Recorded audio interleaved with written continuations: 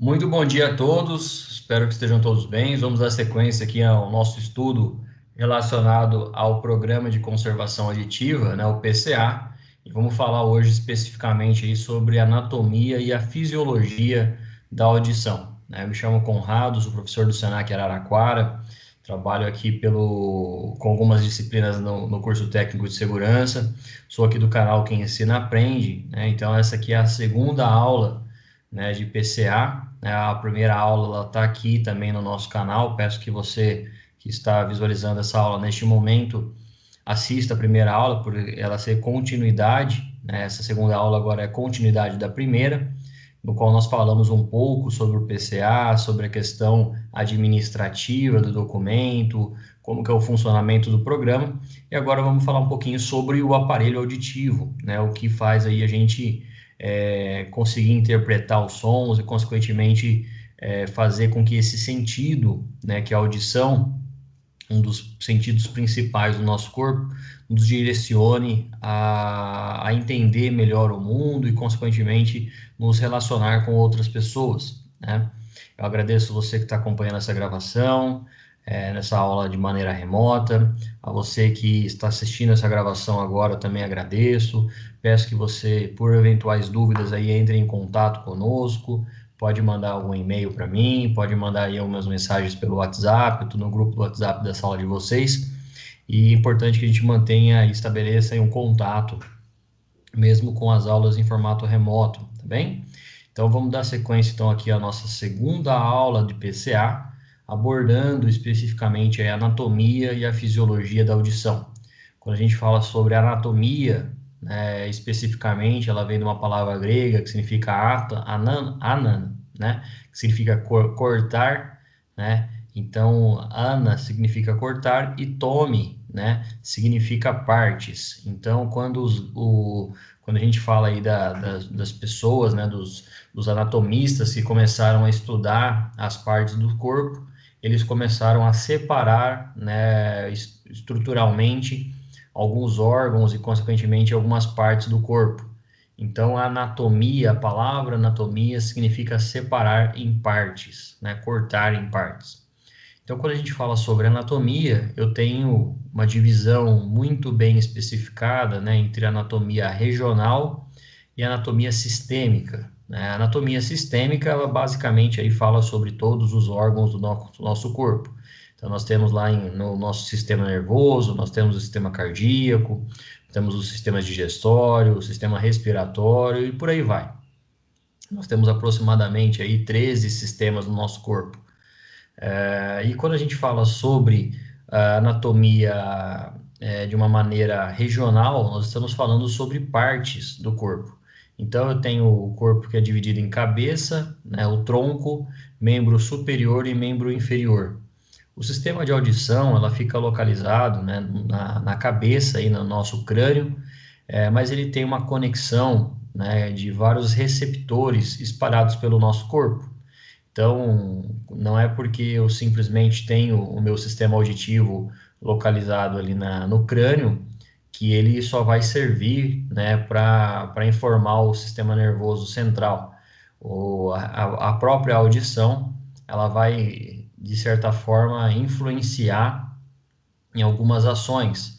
Quando eu comentei com vocês na primeira aula, né, quando a gente ouve lá um barulho de uma moto, de um carro, uma sirene, de algo que está acontecendo ao nosso redor, o nosso sistema auditivo ele capta esse som, ele informa o sistema nervoso e o sistema nervoso ele vai determinar o que a gente deve fazer, né? Se a gente deve prestar ali uma ação de corrida, uma ação de fuga, uma ação de reflexo, né?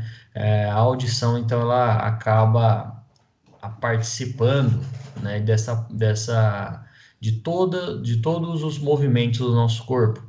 Algumas pessoas, né, apresentam aí um distúrbio de equilíbrio, né, chamado labirintite, por uma alteração numa região muito específica do nosso sistema auditivo, que é o labirinto. A gente vai falar um pouquinho mais sobre isso hoje.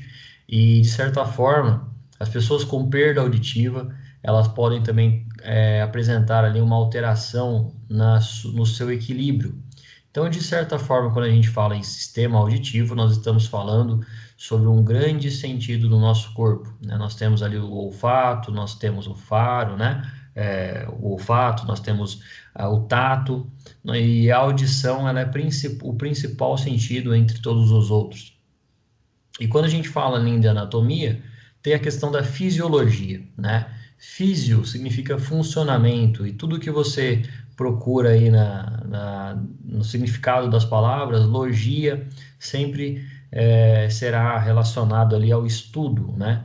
Então, biologia, por exemplo, é o estudo da vida. E a fisiologia aqui nesse caso, né, nós estamos falando aí sobre o estudo do funcionamento, né? Então, o estudo do funcionamento da audição. Como que eu capto, né, ondas auditivas, essa onda, como que ela chega ali no meu sistema auditivo. Então, a gente vai entender um pouquinho hoje as partes da audição e também o seu respectivo funcionamento. Quando a gente fala sobre a anatomia do ouvido, é interessante a gente conhecer que de cada lado nós temos 3 ouvidos, né? Vamos principalmente especificar que nós temos o ouvido externo, que eu vou mostrar aqui para vocês, né? O ouvido externo, ele fica localizado na parte mais externa do nosso sistema auditivo, tá? Então, o ouvido externo, ele vai ter ali aquela primeira parte que nós vamos ter a orelha especificamente, que é uma região de cartilagem, né? Uma região basicamente aí, estrutural, para a gente captar e receber, né, os sinais auditivos. Percebam que a orelha ela tem um formato aqui de um espiral, né, que vai facilitar a condução das ondas sonoras.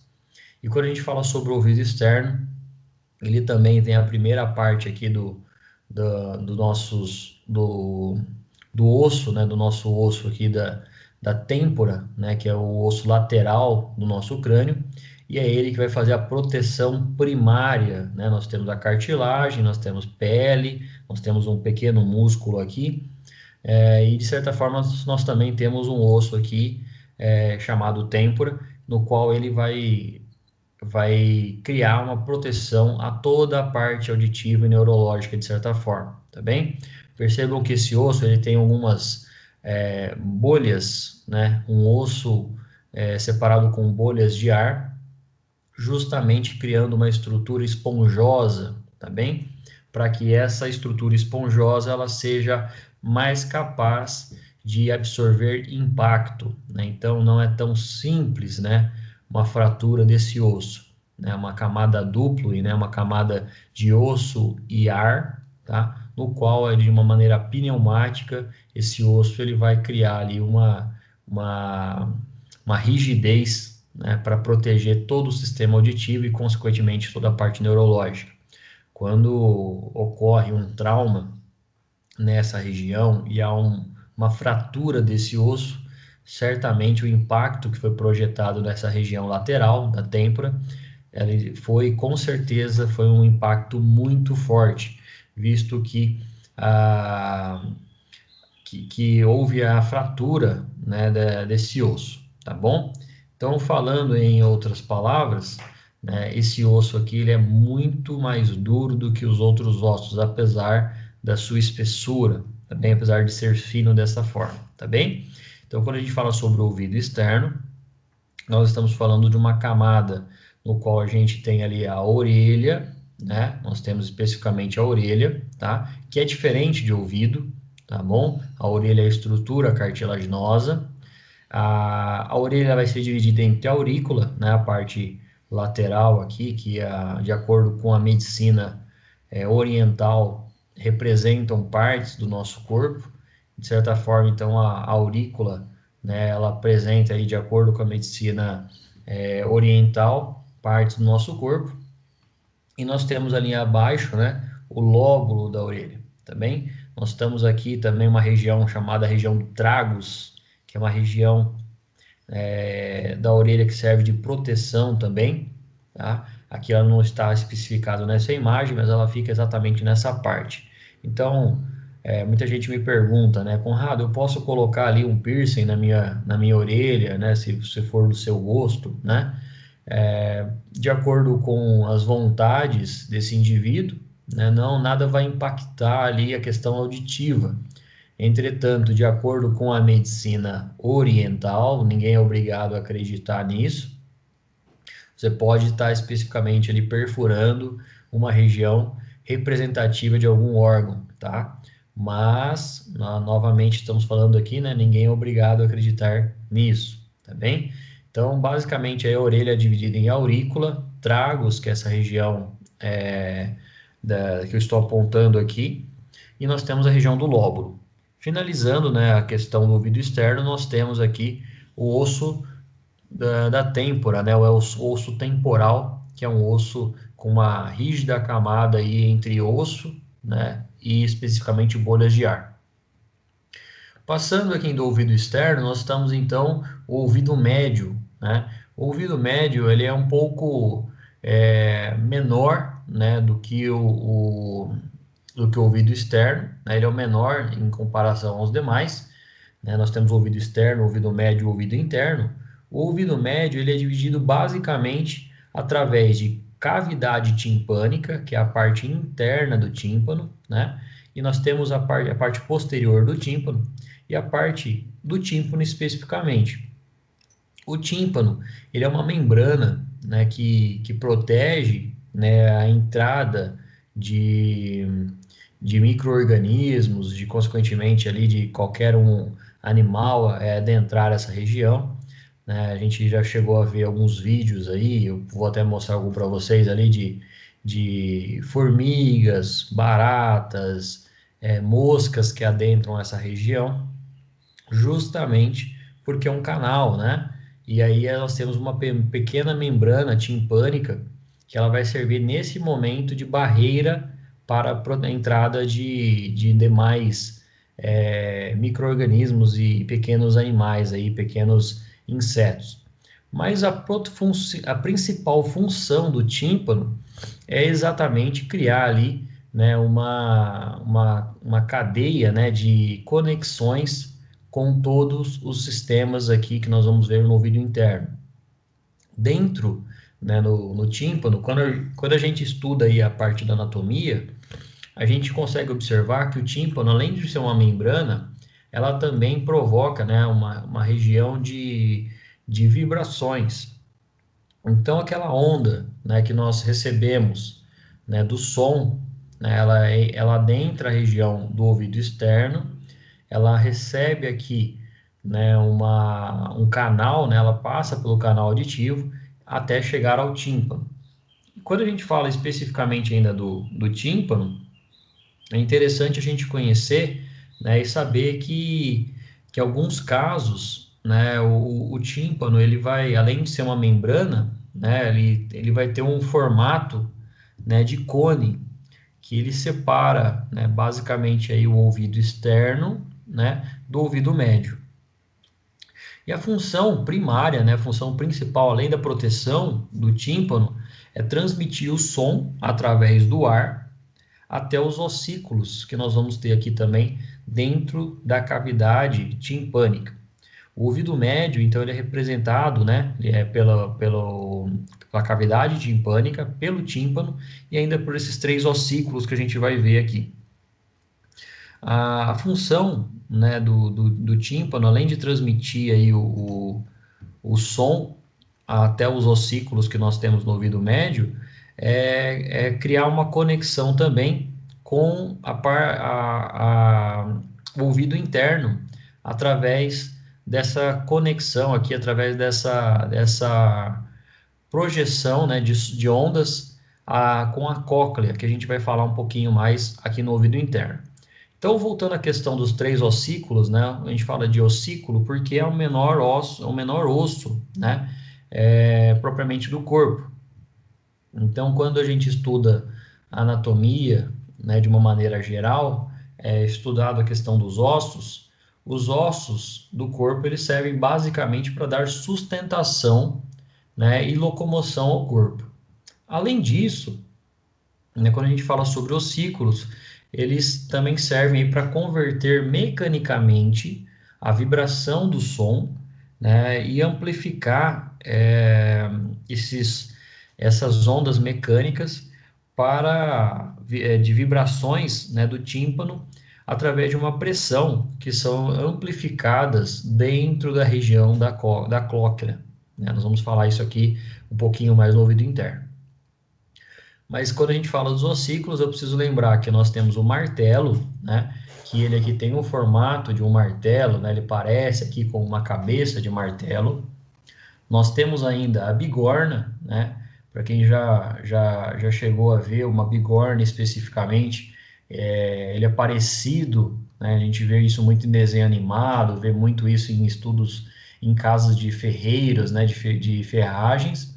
Quando a gente fala sobre bigorna, ela tem uma característica, né, de ser um pouco maior aqui do que o martelo. E nós temos por último aqui o estribo, né? O estribo aí, só para a gente associar, quando a gente vai andar a cavalo, né, nós colocamos lá a sela do cavalo e onde a gente apoia os pés, né, é o estribo. Então ele tem uma dupla conexão aqui com a cóclea e o estribo ele acaba sendo aí um osso bipartido, né? Então, se a gente memorizar estribo, bigorna e martelo, né? Os formatos aí desses três ossículos, fazendo então aí a parte principal do ouvido médio, né? Nós temos ainda uma pequena parte do osso temporal aqui, ó, fazendo continuidade, né, do ouvido externo para o ouvido médio, e aí a gente passa especificamente a falar sobre o ouvido interno. O ouvido interno, né, ele vai ter uma região bem delimitada chamada tuba auditiva, que é essa região interna, né? E essa região interna, ela serve, né, primeiramente, para captar, né, toda a questão auditiva, né, a tuba interna, né, a tuba auditiva do ouvido interno, ela vai ser constituída por toda essa parte que a gente está mostrando aqui no slide, tá bom? E vai ser responsável por acomodar a cóclea. A cóclea, ela tem um formato, né, de fugiu o nome da palavra agora, mas deixa eu voltar aqui.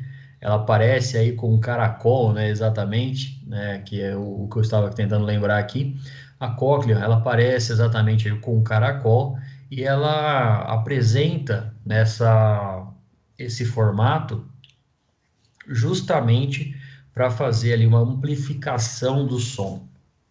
Percebam aí que também, dependendo da sua criatividade, da sua imaginação, a cóclea pode ser muito parecida também com aquela tuba, né, que é tocado aí em orquestras, em músicas, né? E justamente porque ele amplifica o som, tá bem?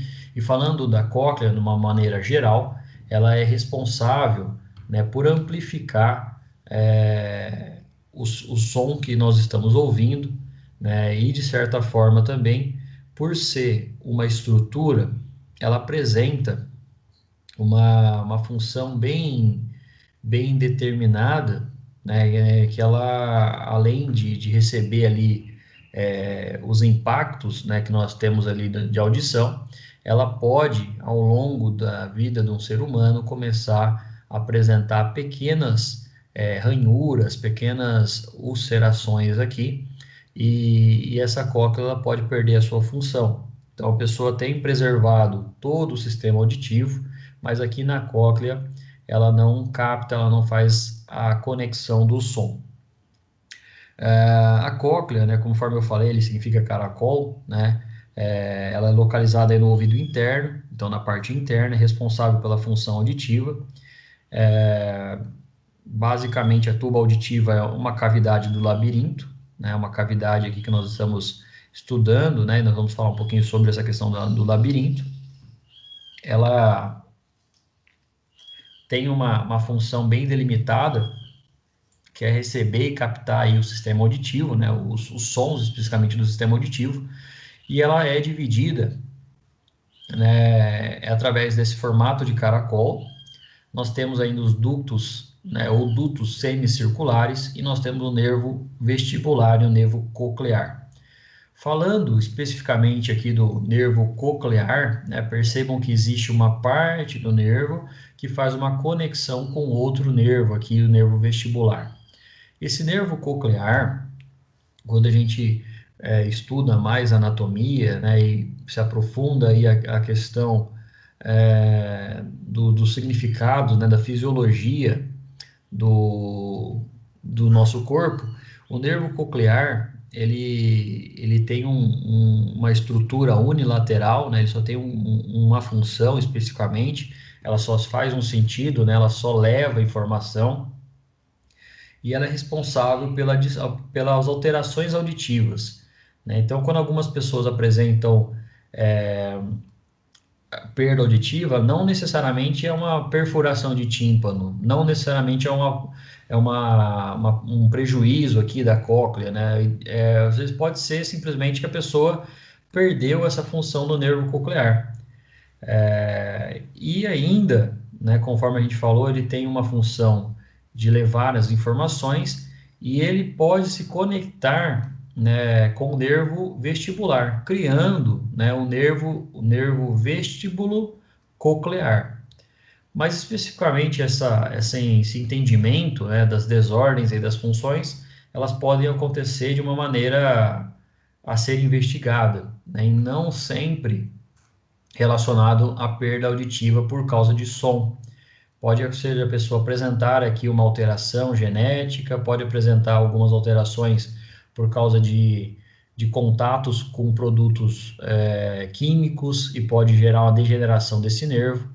Algum impacto, algum trauma nessa região pode influenciar o nervo coclear, o nervo vestibular ou ainda, né, como a gente falou aqui, o nervo vestibulo-coclear. Quando a gente fala sobre, especificamente, somente sobre o nervo vestibular, ele tem uma função bem delimitada, né, que ele é sensitivo. Então, quando a gente fala desse nervo vestibular, ele ser sensitivo, é porque ele tem duas partes, né? Aqui a gente não consegue ver na imagem, mas ele tem que ele vai, diferente do nervo coclear, que é unilateral, o vestibular também vai trazer algumas informações para a cóclea, tá bem? Então, por exemplo, quando a gente adentra uma piscina e a gente recebe uma pressão negativa, porque a gente está submerso à água aqui, o nervo vestibular informa a região da cóclea, né, para ela saber o que está acontecendo, né? Por que está entrando tanta pressão aqui nessa região? Então, o nervo vestibular consegue interpretar e ser sensitivo neste sentido. Quando a gente procura entender um pouquinho mais do sistema vestibular, ele é um órgão gravito-receptor, né? Não sei se alguém porventura já pulou de paraquedas ou fez atividade de mergulho, né? O nervo vestibular ele apresenta aí uma alteração bem significativa, né? Porque você muda é, o seu a sua anatomia, né? Baseado pelo ambiente que você está. Então, por ser um órgão gravito-receptor, ele é entendido, né, da detecção dos movimentos do nosso corpo e contribui para a manutenção do equilíbrio. Por isso que muita gente fala, eu tenho um problema de labirintite, né? Porque o sistema vestibular pode influenciar também na questão do equilíbrio. Uma outra situação, que é o distúrbio comum do nervo vestibular, é a neuronite vestibular, que é aí uma espécie de um ataque nessa região, de maneira súbita, né, e grave, provocando uma falsa sensação de movimento ou de giro, né, porque ele está ligado a um outro nervo craniano, e geralmente essa neuronite, né, ela é provocada por um vírus ou por uma bactéria que se instala nessa região, e prejudica a questão auditiva, consequentemente a questão da manutenção da nossa postura. E por último, aqui não menos importante, nós temos os dutos, ou ductos, que a gente pode chamar aí semicirculares, que no sistema auditivo, né, ele é responsável aí basicamente para orientar né, os movimentos do nosso corpo. Ele é responsável por captar, né, o sistema para filtrar, vamos falar assim, as informações que vão lá para a cóclea, e ele é uma continuação desse sistema do labirinto, né? Então, quando a gente estuda de maneira bem aprofundada aí o sistema dos ductos semicirculares na audição, a gente entende, né, que os ductos semicirculares auditivos, eles vão apresentar, né, informações sensoriais, então os sentidos que nós temos ali do nosso ambiente, ele apresenta dentro desse ducto semicircular um líquido chamado endolinfa, né? E essa endolinfa, ela vai fazer parte, né, do que a gente reconhece aí como parte do nosso sistema vestibular. Ele vai fornecer informações sensoriais através desse movimento rotativo, por isso que ele tem esse formato de rotação aqui, né, parecendo alças aqui. Cada canal desse, né, cada ducto desse é preenchido por um líquido que a gente falou chamado endolinfa, e ele vai ser extremamente hiperpolarizado, né, através do ruído. Então, o que eu quero falar sobre essa questão da hiperpolarização? É uma questão bem fisiológica, bem profunda, né? A audição, né, ela vai ser a presença de qualquer ruído, né, lembrando aí incômodo, né, lembrando que a gente fez a associação do que é um ruído incômodo e de um som. Todo ruído incômodo vai alterar significativamente esse líquido aqui, criando uma pressão. Esse líquido vai acabar, de certa forma, influenciando a cóclea, e isso vai criar um estímulo muito irritante para o nervo coclear, tá bem? Então, em resumo, de uma maneira bem genérica, né, quando a gente fala de anatomia do ouvido, é essa separação e essas funções. Eu vou falar um pouquinho mais sobre cada um deles ao longo da nossa aula, mas aqui eu falei especificamente de cada função. Lembrando só que o ouvido externo ele é separado através de lóbulo, aurícula e tragos. Nós temos o canal auditivo, que é a região aqui que nós observamos de condução do som. A gente vai falar especificamente dessa membrana serosa que é formada aqui dentro do nosso canal auditivo, do ouvido externo, né? Que ela serve, além de auxiliar na condução do som, ela serve também de barreira aqui para a entrada de alguns outros micro-organismos. Eu acabei esquecendo de falar, né, desse líquido, né, dessa cera que é produzida, né, dentro do nosso canal auditivo. Nós temos aqui o tímpano, que já vai fazer uma separação, né, do ouvido externo e do ouvido médio. O ouvido médio representado pelo tímpano e cavidade timpânica, e ainda, né, os 3 ossículos lá, o menor, né, o estribo, bigorna e martelo. Nós temos ainda o osso temporal, que vai ser toda a região da têmpora, né, e vai conduzir aqui grande parte da estrutura do nosso crânio. E nós temos ainda o ouvido interno, que é a terceira separação de ouvidos, né? Então, se alguém perguntar quantas orelhas você tem 2, né? Mas ouvidos você tem 6, né? 3 de cada lado. O ouvido interno é separado pela tuba auditiva. A tuba auditiva vai ser o canal onde nós temos ali a cóclea, nós temos o nervo coclear, o nervo vestibular e os ductos semicirculares. Então, em resumo, né, a anatomia do ouvido é separado dessa forma, né? Então, lembrando que o nosso papel enquanto técnico de segurança é basicamente proteger, né, a audição do trabalhador, justamente porque a gente entende, né, que é essa a nossa função, mas lembrando que nós temos aí uma função sensitiva na audição, né? E além de proteger a audição, nós temos que conhecer toda essa estrutura da anatomia do ouvido. Eu acabei esquecendo de falar aqui para vocês no começo do ouvido externo, que nós temos um cerume, né? Ou basicamente aí uma cera de ouvido, que ele é produzido pelas próprias glândulas sebáceas que nós temos espalhadas por toda a pele, né? E especificamente aqui nessa região, né, ela tem também alguns pelos aí que servem de proteção, né, para qualquer entrada de outros insetos e animais. E a função do cerume, né, além de estar ali para proteger, né, o nosso corpo, ele, ele serve para lubrificar e proteger o canal auditivo, né? Muita gente faz a limpeza aqui do nosso canal auditivo, né? É óbvio que ela deve ser feita, né? Mas faz ali com o uso de uma haste flexível com algodão, né? Para não falar ali que é um cotonete. E acaba empurrando esse cerume contra a membrana timpânica.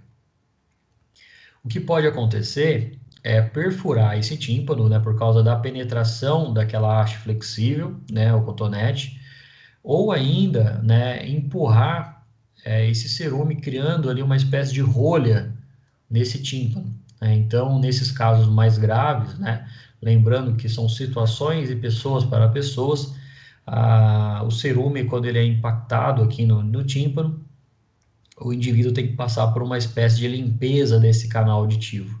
Isso é feito por profissionais, é feito aí por profissionais da otorrinolaringologia, né? Não deve ser feito em ambientes em qualquer outro lugar, né? Então deve ser feito no consultório, deve ser feito ali com um líquido específico que é colocado ali para retirar esse cerume, tá? Então, em resumo, essa função, lembrando, obviamente, que esse cerume vai impactar, né, pela projeção também da audição. Então, a fonoaudióloga, quando vai fazer o exame de ouvido, né, especificamente na audiometria, ela conduz, né, aqui ela verifica o canal auditivo para verificar se existe a presença de um, de uma rolha de cera, né? Se houver, né, ela não deve fazer esse exame, deve encaminhar o indivíduo, lá, o trabalhador ou o indivíduo para fazer uma limpeza, aí sim ela vai lá e faz a solicitação e faz o exame, tá bem? Então, de uma maneira bem genérica e bem superficial, a anatomia do ouvido ela é explicada dessa forma. Então, a nossa função enquanto técnico de segurança é observar que o PPRA ele visa a prevenção da saúde e da integridade física dos trabalhadores, através da antecipação, reconhecimento, avaliação e controle da ocorrência de riscos ambientais existentes ou que venham a existir no ambiente de trabalho.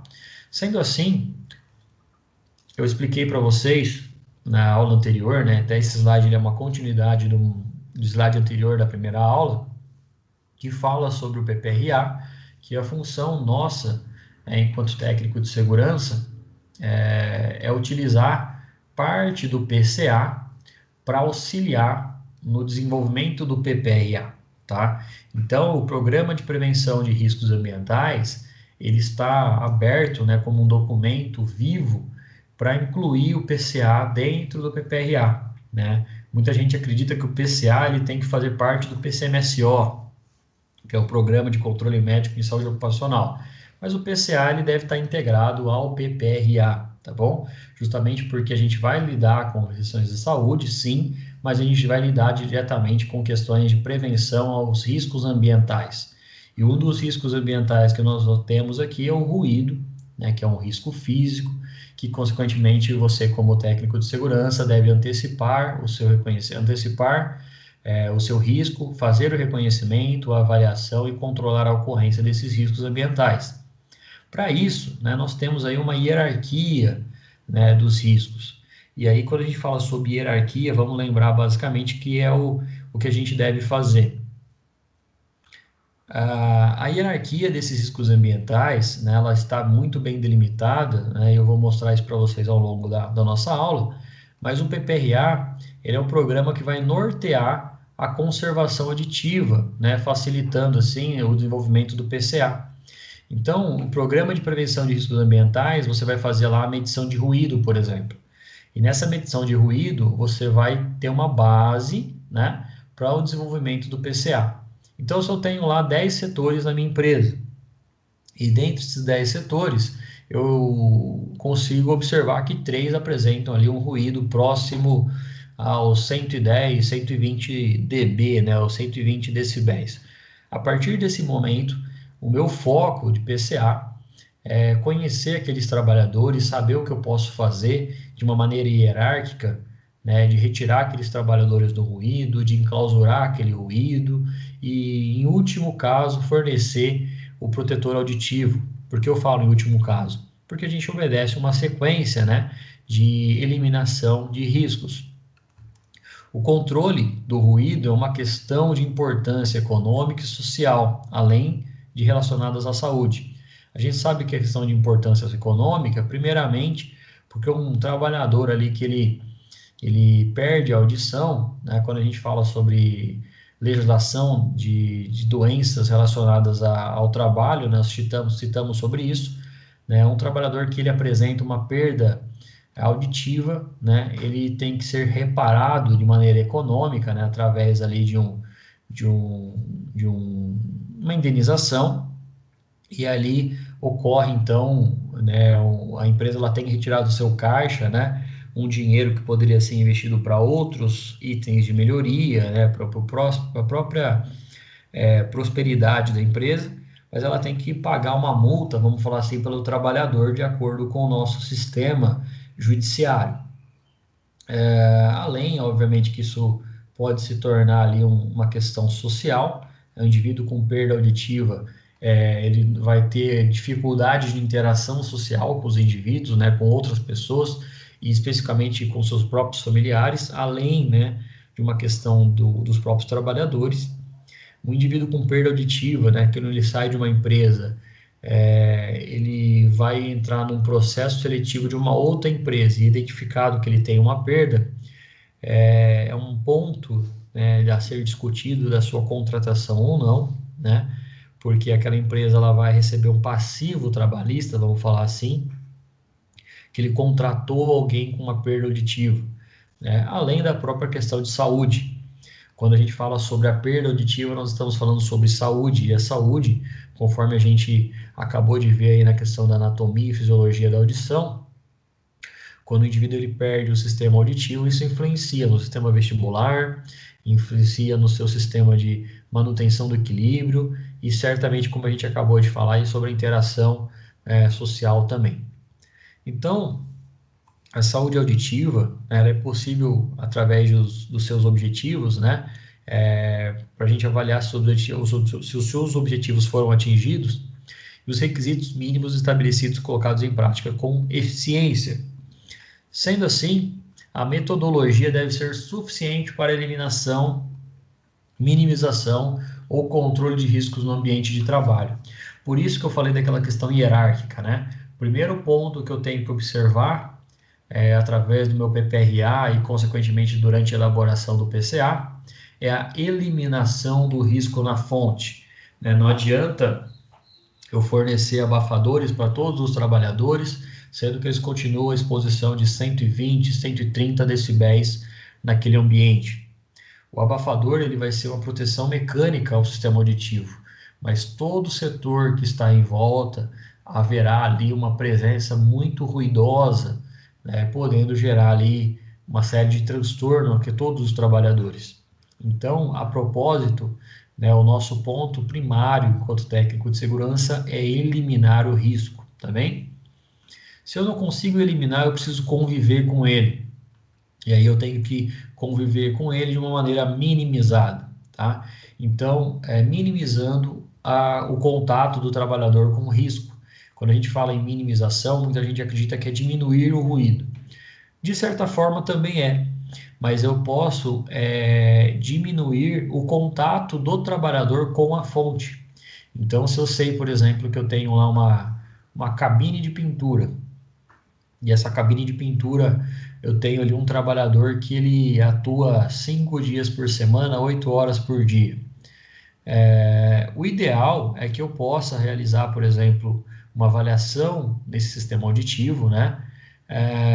E, consequentemente, no ruído. E, identificando esse contato, né, do trabalhador com uma fonte de ruído alta, né? Eu falo da cabine de pintura por causa do compressor, tá?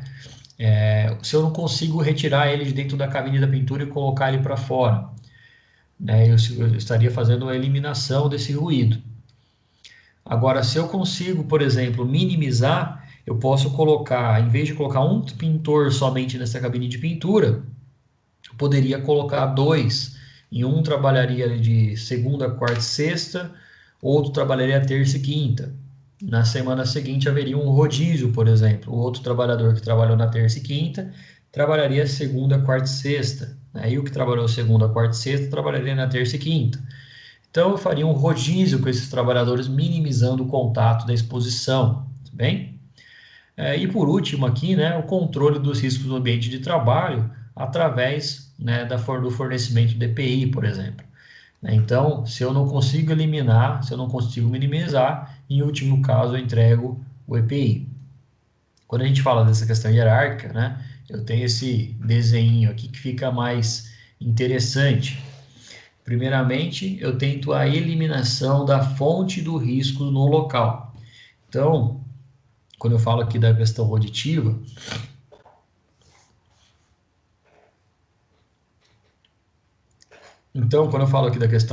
a eliminação, né, deve ser a fonte do risco, né, no local de trabalho. Em segundo, eu posso fazer a substituição, né, da fonte de ruído, por exemplo, trocando um material por outro que seja mais seguro em relação ao ruído. Terceiro, eu crio medidas físicas de controle do risco com o objetivo de amenizá-lo, atenuá-lo, diminuir o contato do trabalhador com a fonte especificamente.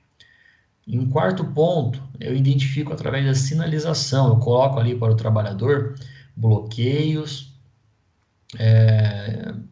coloco sinalizações à fonte, alertando quanto ao risco da sua existência. Em último recurso, em último caso, forneço EPI, quando o risco não pode ser totalmente eliminado ou controlado.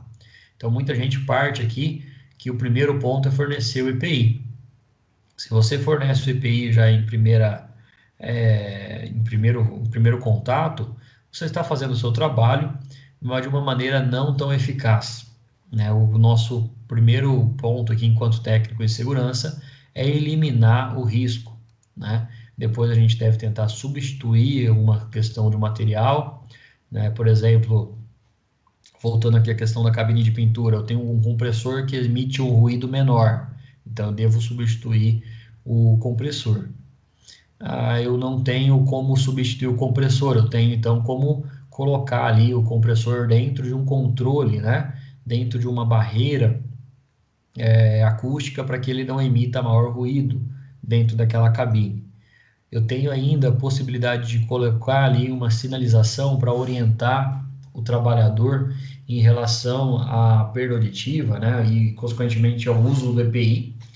E aí, em último caso, eu forneço o EPI, né, quando o risco não pode ser totalmente eliminado ou controlado.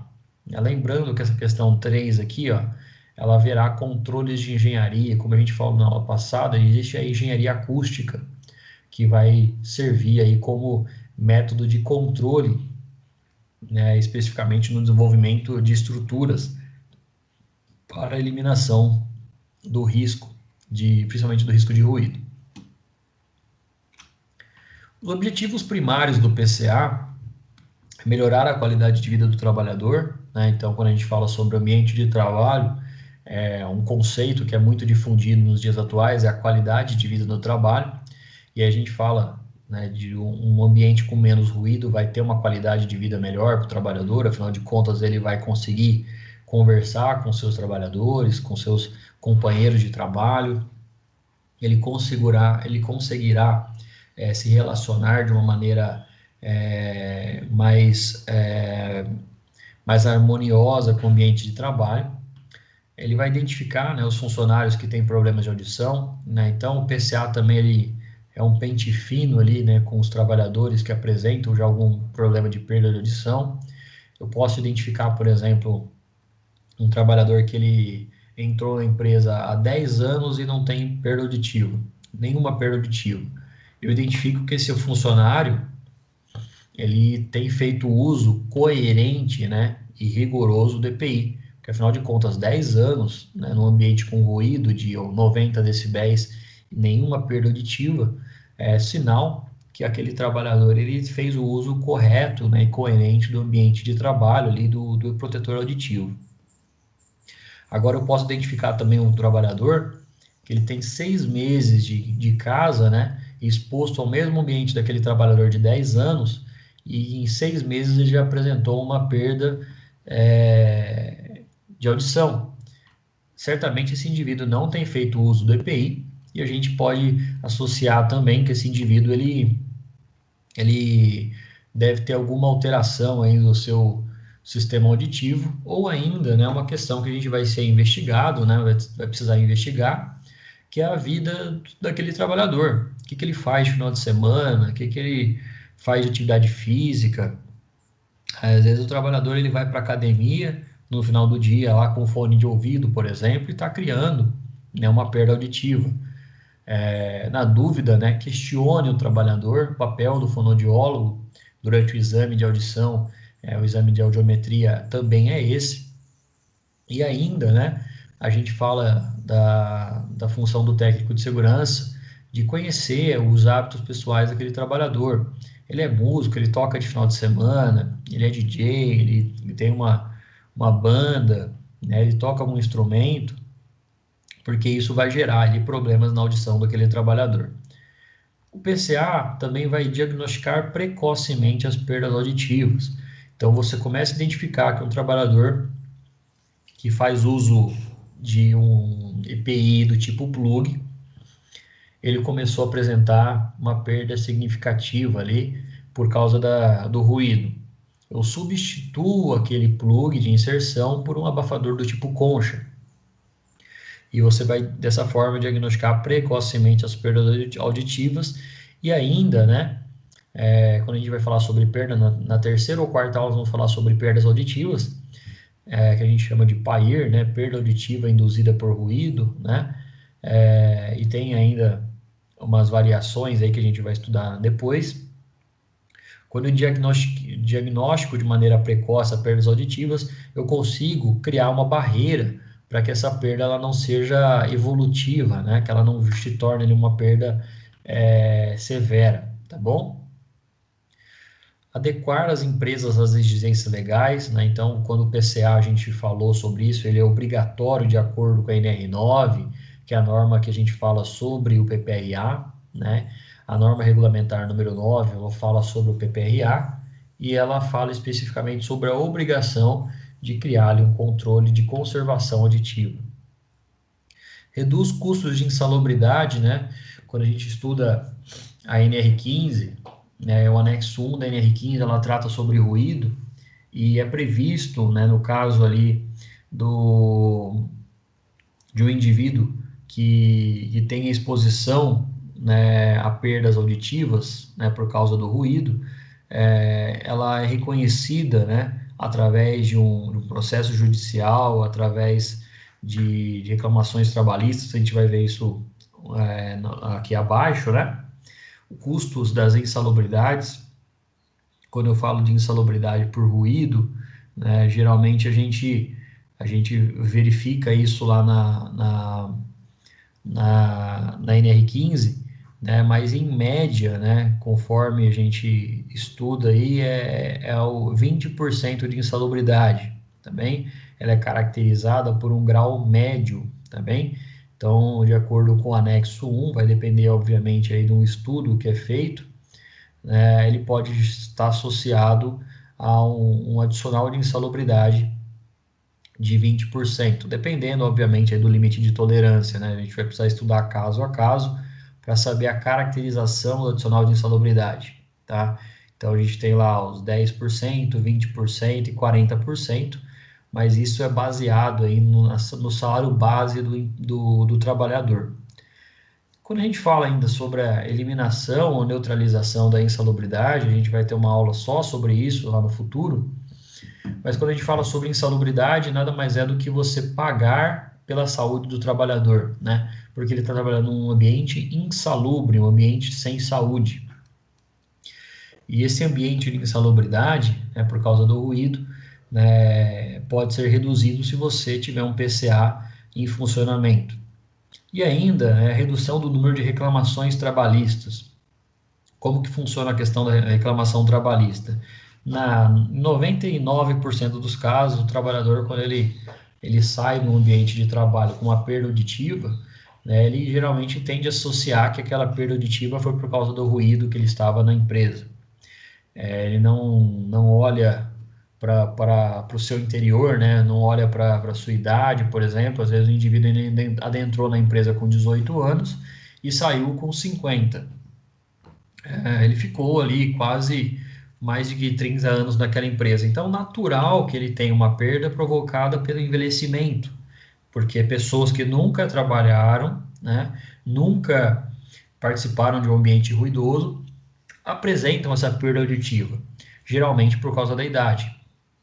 E aí, quando a gente fala sobre reclamação trabalhista, esses trabalhadores, quando eles saem ali do ambiente de trabalho, eles procuram um profissional da área jurídica, um advogado, e esse advogado ele induz de uma maneira a procurar ali os seus direitos através de uma reclamação trabalhista. Então, se a empresa ela não tiver ali a ficha de EPI determinada que ao longo de 30 anos foi fornecido um abafador do tipo concha ou abafador do tipo plug de inserção. Se a empresa ela não tem ali um laudo falando das condições de ruído, né, o laudo de insalubridade, por exemplo, ou ainda, né, o laudo técnico das condições de ambiente de trabalho, o LTCAT. Se a empresa não tem um bom PPRA e não tem um bom PCA, né, certamente ali a reclamação trabalhista ela será favorável ao trabalhador. Né? Lembra que o nosso papel enquanto técnico de segurança, além de prevenir os acidentes e doenças do trabalho, são produzir documentos legais, né, em apoio a médicos do trabalho, em apoio com os engenheiros de segurança do trabalho, para facilitar ali a vida do nosso advogado de defesa, né? Então, advogado de defesa da empresa. Então, quando a gente fala sobre reclamações trabalhistas, o trabalhador ele pode recorrer ali, pode solicitar uma eventual perda auditiva, né? Além da questão da insalubridade, que porventura não foi paga, né, durante os últimos 5 anos, né? De acordo com as súmulas que nós temos dos tribunais regionais de trabalho. Tá bem? Então, em resumo, objetivos específicos aqui do PCA são todos esses: melhorar a qualidade de vida do trabalhador, identificar funcionários com problemas de audição, diagnosticar precocemente as perdas auditivas, adequando às exigências legais, né, atendendo aí a NR9, atendendo as recomendações da Fundacentro, que a gente vai falar um pouquinho mais sobre isso na quarta aula, reduzir os custos de insalubridade e ainda as reduções de reclamações trabalhistas. Né? Então, nós temos um árduo papel aí de desenvolvimento do PCA. A gente já falou sobre isso na aula passada, né? Mas eu quero mostrar para vocês aqui uma escala de som, né? Quando nós temos ali uma linha conhecida como linha do conforto, né? Que nós temos de audição, então leves conversas, sussurros, sons da natureza, isso estarão ali numa base entre 35 a 40 decibéis. De 45 a 60, 70 decibéis nós teremos uma conversa normal. A partir de 70 decibéis nós temos ali motor de automóveis, né? Acima desse limiar de 90 decibéis nós teremos britadeiras ou decolagem de avião. E em final de escala ali, esse som vai produzir dor ao nosso sistema auditivo, justamente por causa daquele ducto semicircular, justamente por causa da cóclea, justamente por causa do tímpano. Né? Esse canal que nós temos de audição, conforme eu comentei, ele é perceptível, ele recebe sinais e ele pode produzir ali a perda auditiva, a questão ainda de dor, né, nesses níveis, né, que a gente chama aí de escalas de som. Uma outra função aqui que nós temos, né, é conhecer o que é pressão sonora e o nível de pressão sonora. Eu vou explicar isso de uma maneira mais geral, né, após a esse vídeo. Eu vou fazer aqui uma projeção de um vídeo, né, falando especificamente das escalas de som.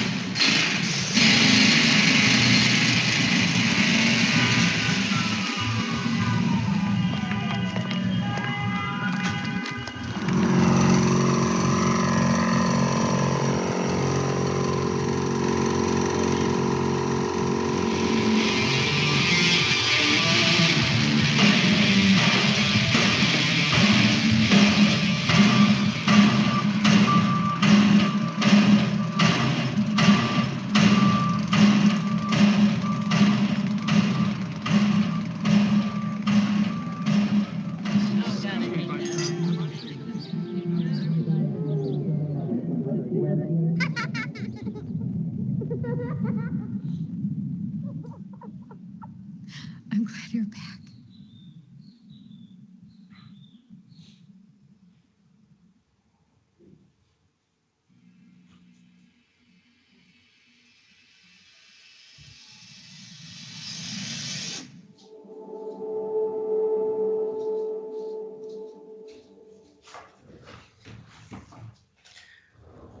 Quando a gente falou sobre essas escalas de som, é interessante a gente conhecer um pouquinho, né, cada tipo de ruído, né, produzido, né, pelas escalas de som, né, e aqui a gente vê uma tabela, né, bem interessante falando sobre a pressão sonora e o nível de pressão sonora.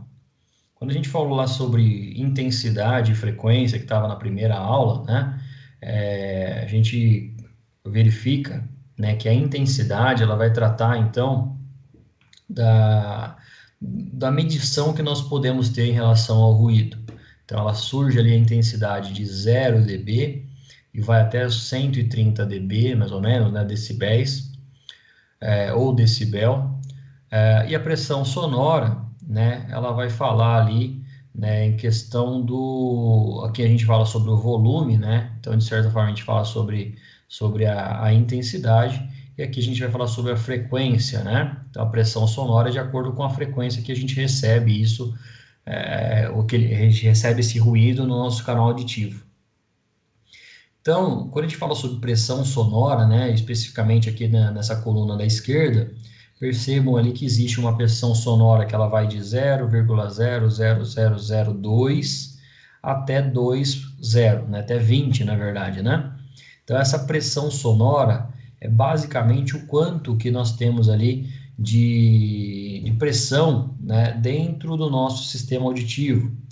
Então, falando de uma maneira geral aí sobre pressão sonora, né, quando a gente mergulha, né, dentro de uma piscina, ou quando a gente recebe, né, uma alteração ali de ambiente, é basicamente assim, um valor quadrático, né, de médio de pressão exercida em um determinado intervalo de tempo.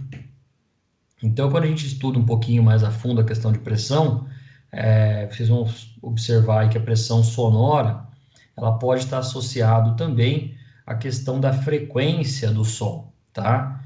Então, pressão sonora, frequência, nível de pressão sonora, intensidade.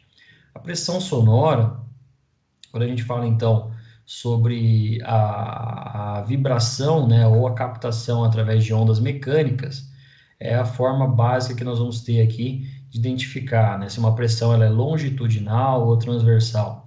Mas isso é um assunto bem mais específico, bem mais detalhado, e a frequência, né, como nós vamos ter aqui de pressão sonora, ela pode variar aqui de 0,0002, que vai ser convertido depois em uma faixa que nós vamos chamar aí de hertz, né, de 20 hertz, e ela vai ampliando, né, vai aumentando aqui a sua amplitude, podendo chegar ali a 20, né, que depois ele vai ser convertido numa frequência de ondas de 20.000 Hz, tá bem? Então, quando a gente fala aí sobre, de uma maneira geral, né, a gente reconhece, né, que a intensidade desse nível de pressão sonora ela vai de 20 Hz até 20.000 Hz, tá? Isso é um assunto bem mais detalhado aí quando a gente estuda a questão da acústica do som, tá bem? E a parte que nos cabe, né, a parte do que o técnico de segurança precisa dominar especificamente é o nível de pressão sonora, que é o nível de pressão sonora, ele vai ser um pouco distinto aqui da questão da pressão sonora, primeiramente por causa da questão da unidade de medida, né, que é primeiramente aí de uma maneira geral, de 0 dB até 130 dB, 140 dB, aqui acima de 130 dB já vai chegar no limiar de dor, né?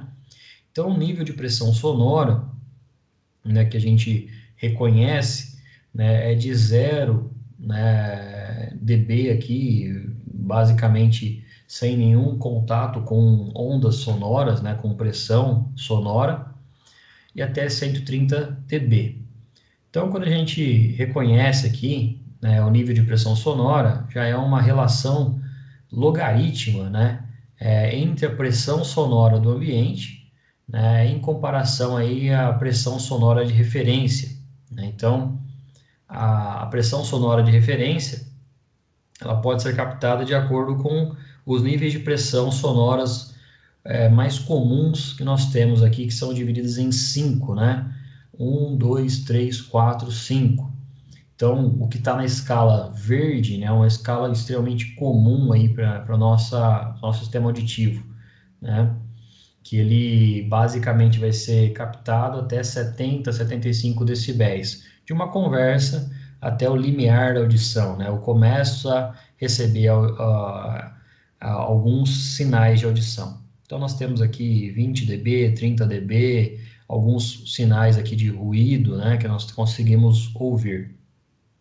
Nós temos uma faixa aqui amarela, que comparado aqui a uma referência, né, de uma rua residencial congestionada até interior de um carro, por exemplo, de 80 dB numa faixa amarela. Essa faixa amarela, ela vai produzir ali um ruído específico, né, de maneira bem geral, conhecendo, né, um ruído que não vai prejudicar o nosso sistema auditivo. Entretanto, como o amarelo, ele deve ser chamado aí como sinal de atenção.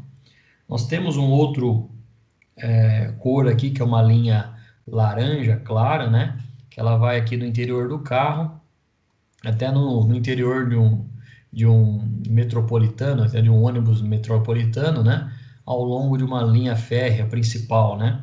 Então, a gente pega aí sinais mais característicos, né, de um ruído um pouco mais alto, né? E depois nós temos um laranja escuro. Então, o nível de pressão sonora é uma medida, né, conforme a gente falou, expressa em dB, que vai captar aqui, por exemplo, secadores de cabelo, vai captar, por exemplo, liquidificadores, né? Você sabe ali que se você está na sua casa e alguém ligou o secador de cabelo, o aspirador, por causa que ele pode chegar ali de 90 a 100 dB. Já o aeroporto, muita gente que vai a aeroportos percebe ali que ele tem alguns vidros, né? E acredita que é para ele aparecer um pouco mais bonito, né? Não necessariamente, né? Os vidros também servem para absorver o impacto, né, do nível de pressão sonora. Então, no aeroporto, nós vamos apresentar alguns exemplos aí ao longo da aula, né? Mas no aeroporto a gente vai apresentar ali sinais de 110 dB e o próprio vidro ele é utilizado para captar, né, e absorver a energia, né, de nível de pressão sonora. Uma buzina de um carro de um carro, né, a cerca de 1 metro, aí a gente consegue identificar 120 dB, e no caso de uma broca aqui, pneumática, sendo utilizada numa construção, 130 dB. Nós temos aqui também algumas características, como som, né, como a gente viu aí, festas, né? Então, quando a gente consegue observar aí algumas referências, né, acima de 130 dB, aqui a gente pode ter, por exemplo, a ruptura, daquela membrana timpânica, né? Ela é insuportável para um trabalhador permanecer por longo tempo nesse ambiente, né? A gente tem ali caso um barulho de tiro de uma arma de fogo, nós temos um avião próximo ao nosso ruído, ao nosso ambiente, né? Então a gente percebe ali que ele pode chegar a cerca de 140 dB, produzindo dor à nossa sensação auditiva, tá bem? Então, em resumo, né, quando a gente fala sobre escalas de som, a gente tem que lembrar da pressão sonora, que é caracterizada em hertz, né, de 20 hertz até 20.000 hertz, e a pressão sonora, que ela vai de 0 dB até 130, 145 dB, tá bom? Decibéis aí. Então, de maneira ponderada, né, a gente precisa conhecer essas estruturas, principalmente essa coluna da direita.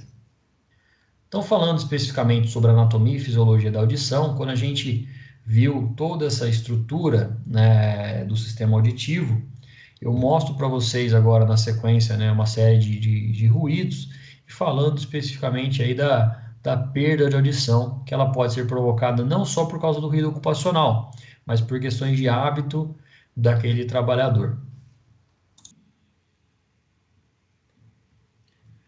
Então, quando a gente observa aí a anatomofisiologia, né, da audição, a gente percebe, né, que é uma situação comum, né, principalmente nos dias de hoje, a perda auditiva produzida aí por causa de um fone de ouvido que é utilizado bem próximo ao tímpano, né? Os fones de ouvido geralmente eles são colocados, né, no início aqui do canal auditivo, né, ele fica muito próximo, cerca de 3 a 4 centímetros do tímpano. Então, é uma situação, né, que pode produzir a perda auditiva, não necessariamente por causa da questão ocupacional. Então, por isso que a gente precisa investigar aí as questões de perda de audição, se você for um técnico de segurança de uma empresa onde tem ruído e começam a apresentar aí sinais, né, ou trabalhadores com perda auditiva. Uma característica comum da anatomofisiologia da audição é a gente identificar, né, que nós temos aqui na aurícula, né, na questão da orelha, o pavilhão auditivo, né, onde a gente identifica as estruturas da nossa orelha, e é nessa região que deve ser passado ali aquela haste flexível para retirar as impurezas, né, da orelha. Né? Então, se a gente tiver alguma alteração aqui, neste momento a gente utiliza a haste flexível em torno da aurícula, né, no pavilhão auditivo, mas jamais, né, introduzir aqui de maneira profunda no canal auditivo externo, tá? Esse canal auditivo externo, né, guardem essa palavra que a gente vai chamar de CAE, né, canal auditivo externo, porque cada indivíduo apresenta um tipo de canal auditivo diferente de um do outro. Assim como nós temos aí camisetas de tamanho PMG, vai ter canais auditivos PMG também em relação aos trabalhadores, tá bom? Quando a gente fala sobre a orelha externa, né, que é essa parte da anatomia e fisiologia, né, nós temos aí ondas que são dirigidas, né, para o canal auditivo externo, para o CAE, e uma média aí de 7 a 10 dBs, né, que a gente vai captar. E isso vai gerar uma média aí a 2 a 5 de nível de pressão, né, de kilohertz, né, de 2 a 5, localizado aí da fonte geradora. E o conduto auditivo externo, né, ele vai ter ali pelos e cera, né, aquele cerume, que vai servir de proteção, né, pro meato, né, no nosso conduto auditivo, e ele vai amplificar as suas frequências, tá bem? Então, essa é a função primária da orelha externa. A orelha média, ela vai ter ali a membrana timpânica, né, conforme a gente viu, separado com os 3 ossículos, né, o bigorna, estribo e martelo. A membrana timpânica, ela é circular, né, então ela tem um formato circular, ela é côncava e transparente, né, muita gente tenta visualizar ela através de um equipamento aí que a gente vai estudar ao longo da aula, né, principalmente na aula presencial. O que você vai identificar realmente é uma membrana transparente, parecido ali com com um plástico,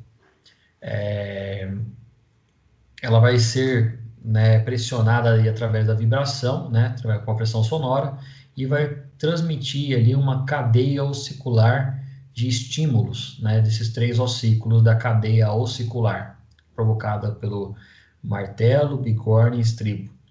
Essa cadeia ossicular, ela vai ter um meio aéreo líquido, né, basicamente ele recebendo abaixo de 30 decibéis, e o transformador mecânico, né, ou a ausência da disfunção, pode gerar ali uma perda, né, uma diminuição de 40 a 60 decibéis, né, produzindo aí a perda de audição severa, né. Em alguns casos, por isso que a gente vê ali que as pessoas têm uma perda de audição de 30%, né, de dB, né, 30 decibéis, produzida por causa da ausência do meio aéreo para o líquido, né? E de certa forma pode produzir ali também uma perda leve e acima disso uma perda moderada severa. E a tuba auditiva, né, que todo esse canal que nós temos internamente, ela vai regular a pressão tanto sonora como a pressão interna para que haja um perfeito funcionamento do ouvido interno, né? Que está como orelha média, mas é o ouvido médio, né? E agora a gente vai ver o ouvido interno. E o ouvido interno, né, ele vai ser separado basicamente ali pelos canais semicircular, o sistema vestibular e a cóclea, né? Lembra que a gente tem o nervo coclear, né, aqui abaixo, e nós temos o nervo vestibular acima, tá? Então, em resumo, aqui nós temos 9 partes, que eu não vou especificar aqui da orelha interna, né, do ouvido interno, mas para a gente entender um pouquinho mais sobre a anatofisiologia da audição, é fundamental a gente conhecer aí como que é um exame, né, de audição e como que é o funcionamento desse sistema vestibular, desse sistema auditivo.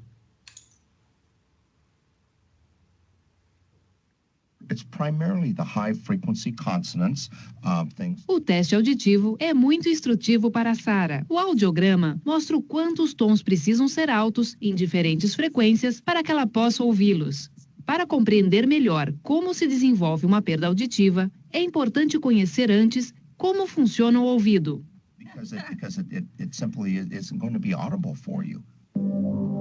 Os sons são captados pelo ouvido externo, formado pelo pavilhão auricular e o canal auditivo. O som é conduzido através do canal auditivo até o ouvido médio. O som se choca com o tímpano, que é uma membrana flexível, que vibra quando as ondas sonoras se chocam contra ela. Estas ondas vibratórias do tímpano vão em direção ao ouvido médio. O ouvido médio possui 3 ossos pequenininhos, o martelo, a bigorna e o estribo, também chamados de cadeia ossicular do ouvido. Estes ossos formam uma ponte entre o tímpano e a entrada do ouvido interno. A sua interação intensifica e amplifica as ondas sonoras, antes que elas cheguem à janela oval, o ouvido interno. No ouvido interno está a cóclea, que tem a forma de um caracol e contém um sistema de canais cheios de um líquido aquoso. Quando as ondas sonoras fazem a janela oval vibrar, o líquido se move e faz mexer umas células muito pequenas que têm a forma de filamentos. Essas células transformam a vibração em impulsos elétricos, que o nervo auditivo leva ao cérebro. O que nós conhecemos como sons são ondas sonoras transmitidas pelo ar.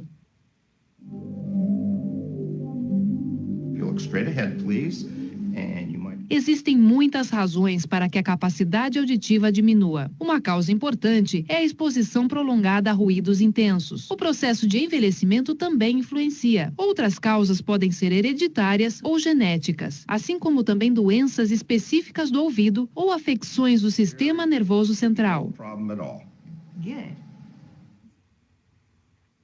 90% das pessoas com problemas auditivos sofrem de presbiacusia, que é a perda sensorial devido ao desgaste por envelhecimento. O dano causado aos cílios e às células da cóclea reduz o estímulo das células nervosas.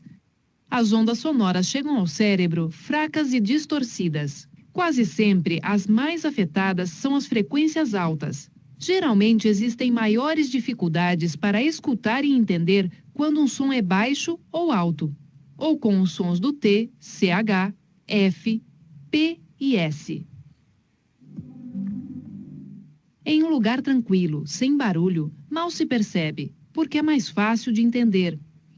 No entanto, se tem muito barulho no ambiente, é mais difícil compreender as palavras. Os tons altos continuam sendo percebidos como altos pelas pessoas com dificuldades auditivas. É interessante que a intensidade a partir da qual um som é percebido como alto e desagradável é a mesma, tanto para uma pessoa com perda auditiva, como para uma pessoa que ouve bem. Por essa razão, a perda auditiva não é reconhecida facilmente. Eu nunca tive a sensação de que não ouvia bem. Eu só não entendia algumas partes das palavras. Então eu tentava montar um quebra-cabeça com as palavras que faltavam e tentava adivinhá-las. Às vezes funcionava, às vezes não. Então, esse vídeo ele fala um pouco aí sobre a função da cóclea, né, de uma maneira bem genérica, mas é interessante a gente entender o seu profundo funcionamento. A cóclea, né, especificamente na questão auditiva, para entender como é que ela é formada, né, ela tem aquele formato de caracol e aqui tem um corte para a gente entender a entrada e a saída do som, né?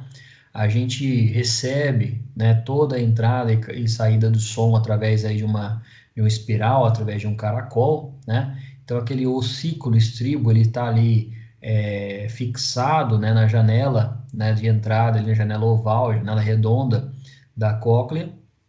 E basicamente dentro dessa estrutura que a gente vê aqui como um caracol, existe uma escala vestibular e timpânica, né, produzindo aí entrada e saída de som, né? Então o som ele está representado aqui pela entrada de nível de pressão sonora através da cor vermelha, né? Ele entra por aqui, faz toda essa condução aqui, e aí ele retorna através dessa cor azul que nós estamos vendo, informando, né, que tipo de som que nós estamos ouvindo, né? De uma maneira bem teórica aí, a gente recebe a informação da cóclea, né? A gente recebe o ruído, né, ou o som no tímpano. O tímpano ele informa os ossículos vão informar a cóclea, e a cóclea vai informar o nervo para fazer a conexão com o sistema de audição, fazendo assim uma associação. Então, quando eu ouço uma sirene,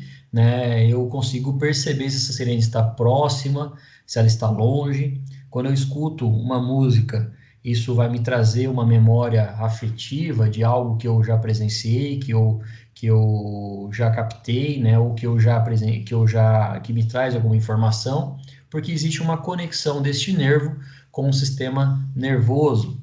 E ainda, né, a cóclea vai ser responsável aí também, além de transmitir, né, o ruído, a cóclea ela vai servir basicamente aí para gerar, né, informações auditivas ao nosso sistema nervoso, né, e de certa forma vai induzir a gente a captar os sons e ainda, né, fazer associações de que tipo de som que é o que eu estou ouvindo. Sendo assim, a gente chega aqui ao final da aula, né, falando especificamente sobre a cóclea, e na próxima aula vamos falar sobre a perda de audição, tá bem? A você que acompanhou a nossa aula de hoje, eu agradeço. A você que está assistindo essa aula, eu agradeço também.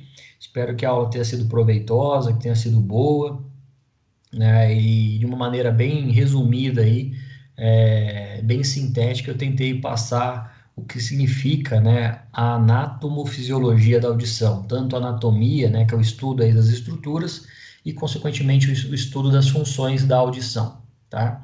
Sendo assim, eu agradeço a todos, até a próxima aula.